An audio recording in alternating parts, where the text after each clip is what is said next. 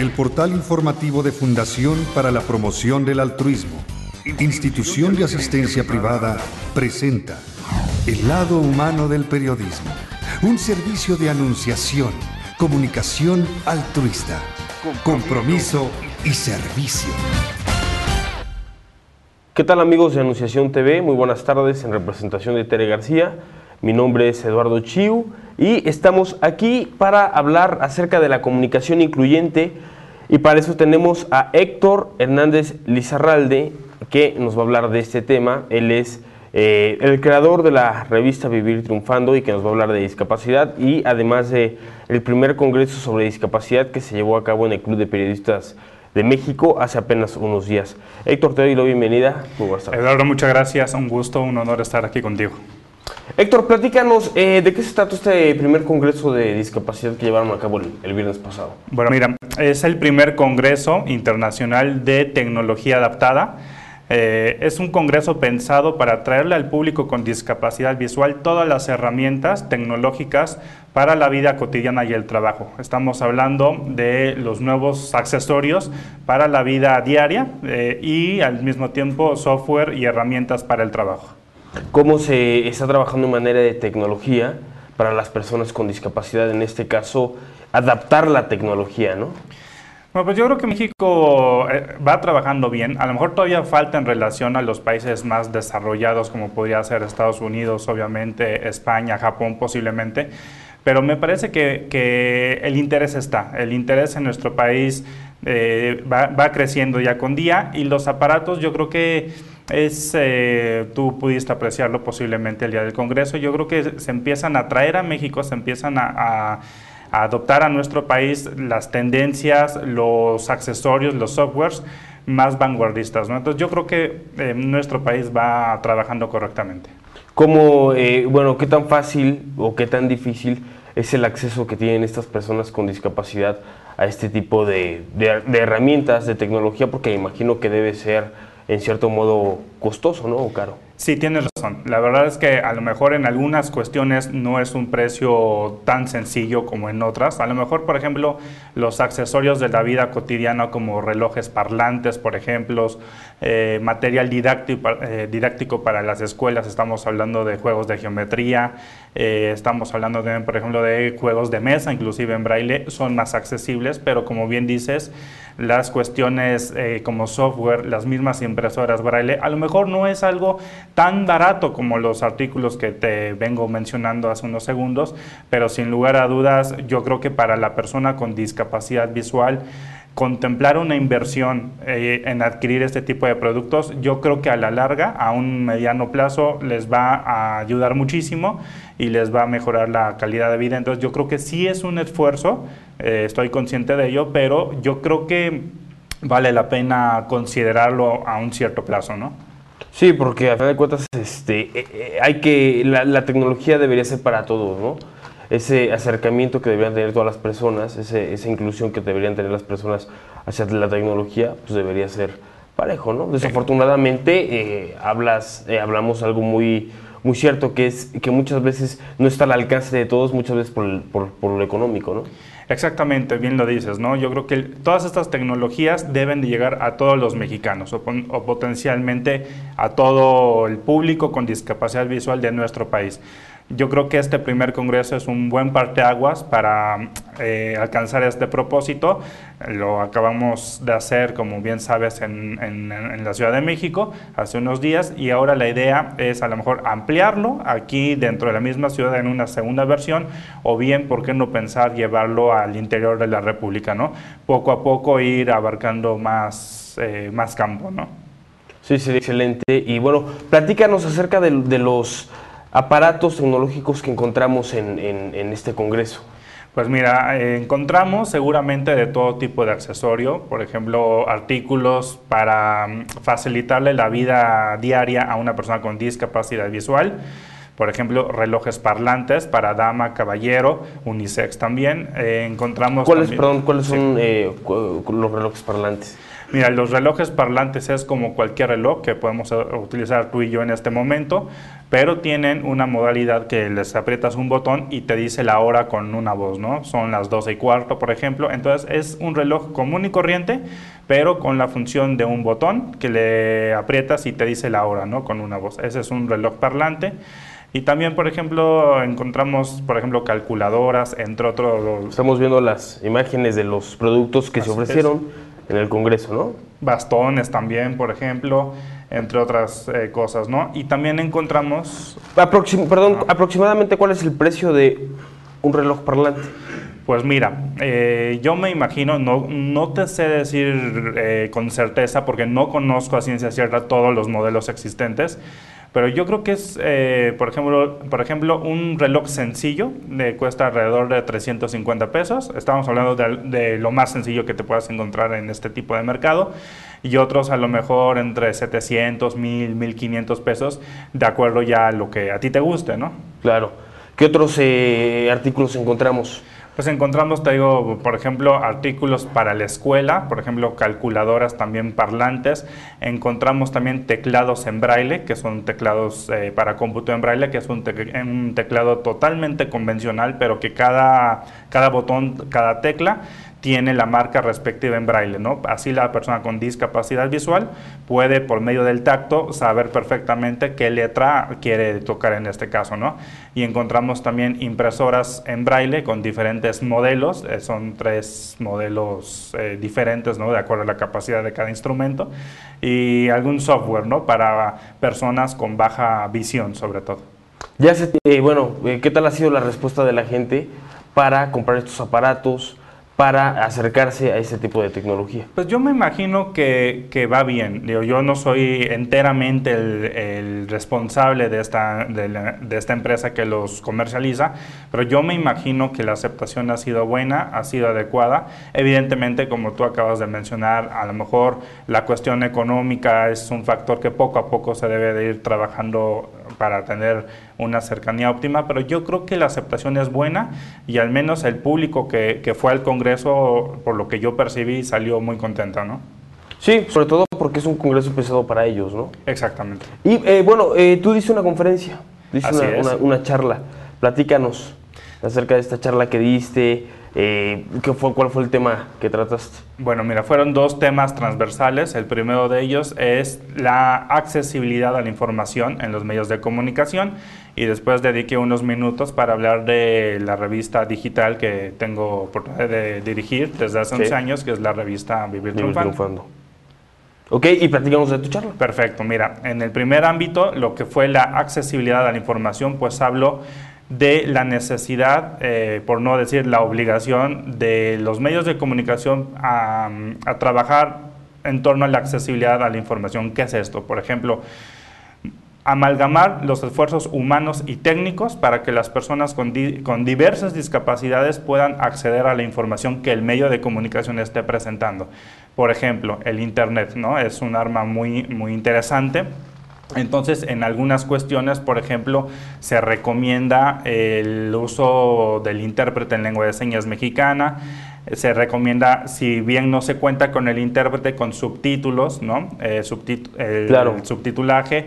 Por ejemplo, hablando de discapacidad intelectual en Internet, pues hay ciertas especificaciones, por ejemplo, poner subtítulos en letras mayores a las del resto del párrafo o en otro color, porque a veces las personas con discapacidad intelectual se rigen mucho por lo que van viendo a grosso modo, ¿no? Como que necesitan ciertas pautas para poder guiar su lectura.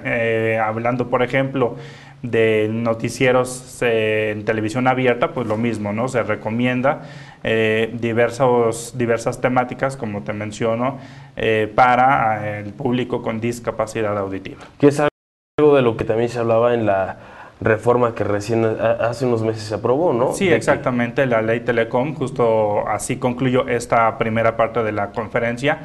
La ley Telecom, hasta donde yo he entendido, bueno, pues trabaja en torno a lograr este objetivo, ¿no? Acercarle la información a las personas con diversas discapacidades. De igual manera, por ejemplo, recientemente pudimos ver un buen ejemplo de esto con el segundo informe del presidente. Vimos un recuadro en televisión abierta con el intérprete. Entonces son esfuerzos que se van sumando poco a poco para que el conjunto de personas con discapacidad, que así lo requiera, tenga una correcta accesibilidad a la información. Sí, digamos que todavía apenas como que está en pañales esto, ¿no?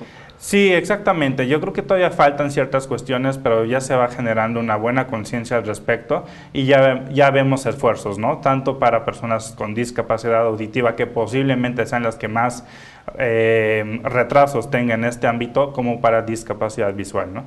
¿Cómo surge la revista que tú diriges, Vivir Triunfando? Pues surge hace 11 años, antes se llamaba Yo Discapacitado, surge por un proyecto de tesis. Yo estudio en su momento Ciencias de la Comunicación y surge, ya te digo, por mi tesis, que en aquel entonces la enfoco al trabajo de los medios de comunicación. Estamos viendo, perdón, imágenes de lo que es tu revista. Exactamente.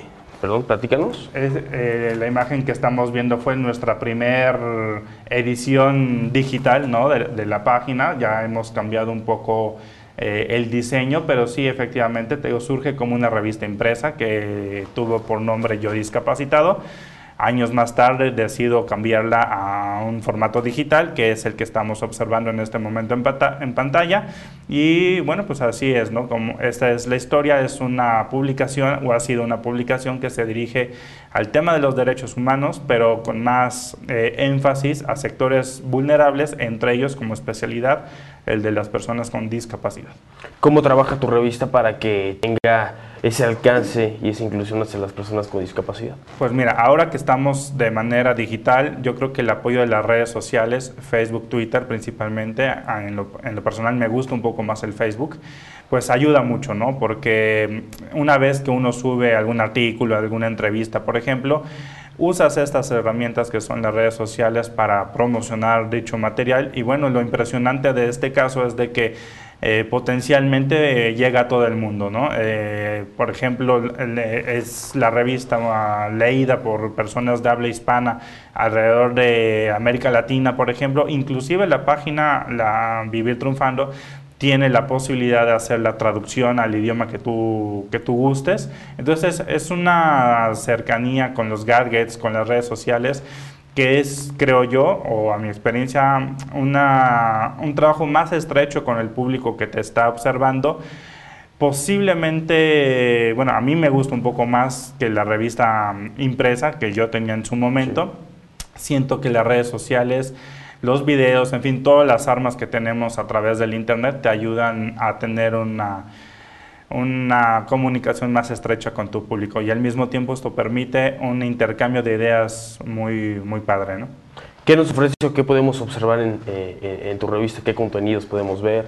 Bueno, pues mira, tenemos entrevistas, tenemos historias de vida, tenemos un conjunto de columnistas que nos apoyan con artículos quincenales. Son columnistas que tienen o no la discapacidad, pero que de alguna u otra forma están interesadas en el tema. Y también, por ejemplo, tenemos artículos de opinión, tenemos videos, audios, ¿no? Tenemos podcasts que los hacemos, procuro hacerlos diario. En fin, es lo que a grosso modo puedes encontrar. ¿Qué tan difícil es mantener una revista de este tipo cuando no es lo que vende, ¿no? No es lo más comercial, ¿no? Si comparamos evidentemente con un medio de comunicación, una revista de deportes, de moda, por ejemplo, pues a lo mejor efectivamente no es un tema tan común, ¿no? O que tan fácilmente el público se podría interesar en él. Pero yo creo que ha sido buena la aceptación a lo largo de este tiempo, con sus bajas, con sus altas, como cualquier empresa, pero yo creo que ahí va, porque el sector de las personas con discapacidad en nuestro país es, creo yo, es un porcentaje considerable. Y bueno, estas personas, o las personas con estas características, no están solas, ¿no? Se habla, por ejemplo, que según el censo del INEGI, el 5.7 a 5.8% de la población mexicana tiene un tipo de discapacidad, pero esa persona tiene familiares, amigos, entre otros, ¿no? Entonces es un campo potencialmente muy amplio. Hablas de que es un campo amplio, ¿no? Pero la bronca es cómo llegar. Sí. ¿Cómo llegar a ese campo? Ayuda mucho el Internet. A comparación, bueno, te estoy hablando en mi experiencia, por ejemplo, cuando yo tenía la revista impresa, pues a lo mejor no conocía el nombre del lector, el nombre y apellido, pero sabía precisamente dónde la distribuía, en alguna librería, por suscripciones, en fin. Pero con el Internet es más voraz el acercamiento, ¿no?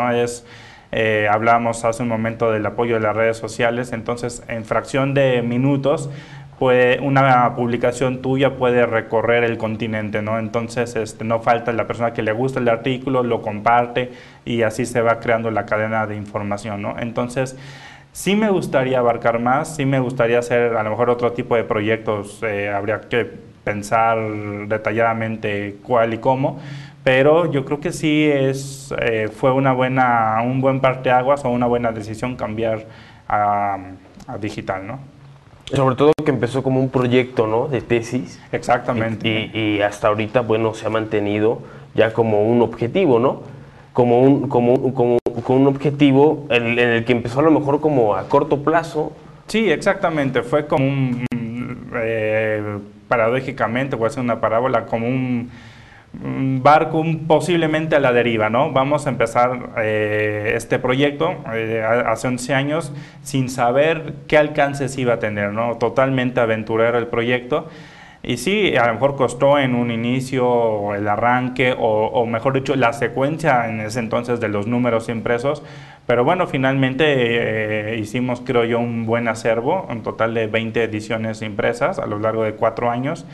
Y luego el paso al Internet. Entonces yo creo que es buena experiencia y creo yo que estaremos un buen rato todavía en ello, ¿no? ¿Por qué decides inclinarte por este tema de la discapacidad? Me llamó mucho la atención en aquella época universitaria algo muy interesante, que es los atletas paralímpicos de México, ¿no? A partir de ver, yo desconocía totalmente todo lo que es el tema de la discapacidad, no tengo ningún familiar o amigo, al menos en aquel entonces, con esta condición.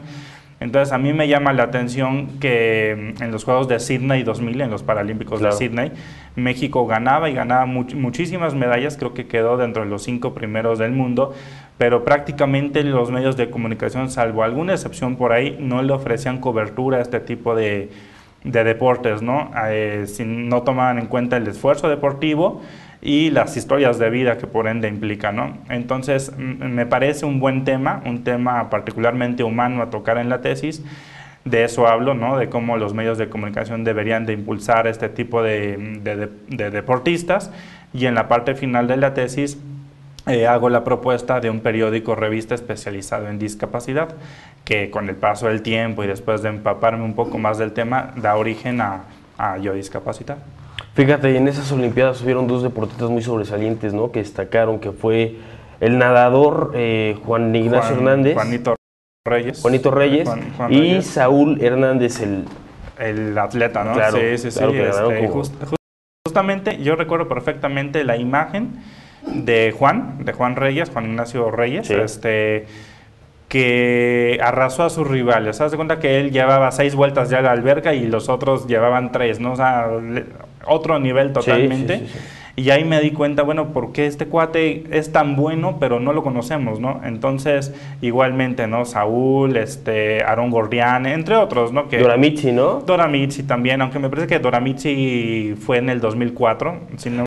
Empezaba Doramichi. Entonces, estas historias de vida y algunos otros, ¿no? A lo mejor que nos faltaría nombrar, son los que me llamaron la atención para decir, bueno, está este conjunto de atletas que vale la pena seguir, ¿no? Y apoyar al menos con un medio, ¿no? Entonces así, a grosso modo, fue como nació Yo Discapacidad.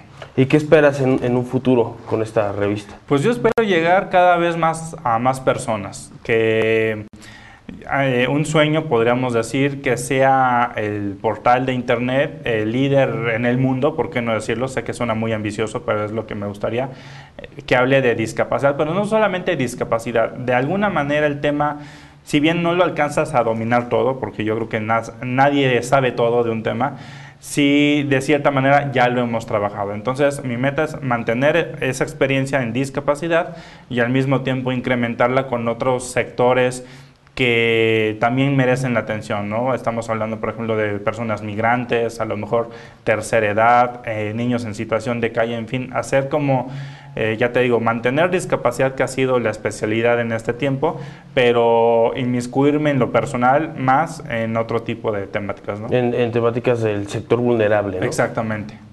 Y platícanos, ¿en qué momento de esta revista decides? Empezaste como un proyecto, ¿no? Así es. Y dices, pues ya mejor me quedo aquí, me gusta. En el primer número impreso. En el primer número impreso, como bien dices, o como platicábamos, fue totalmente una aventura. Entonces, en ese momento, cuando empecé a distribuirla, era una revista muy amateur en cuanto a diseño y tiraje, pero muy sencilla, en realidad casi un folleto. Entonces la empecé a distribuir conforme iba pudiendo realmente, o sea, lo poco o mucho que estaba a mi alcance lo iba haciendo. Y ahí fue que empecé a conocer las primeras instituciones especializadas en el tema, público con discapacidad, en fin, como que mi horizonte se fue ampliando de una u otra forma. Y me fueron orientando en qué poner, cómo ponerlo, qué temas tocar, cuáles son las necesidades primarias. Y ahí me di cuenta que valía la pena, como tú dices, seguir, ¿no? Yo aquí me quedo y seguimos, ¿no? ¿Cuántas personas colaboran en esta revista? Pues actualmente tenemos aproximadamente unas 10, más o menos. 10 personas. ¿Y en qué momento se actualiza? ¿Constantemente? ¿Cada día? Si es necesario, diario se actualiza. En cuanto surja una noticia, un evento, un congreso, en fin, cualquier tipo de temática, pues lo subimos, ¿no? Es la bondad del Internet.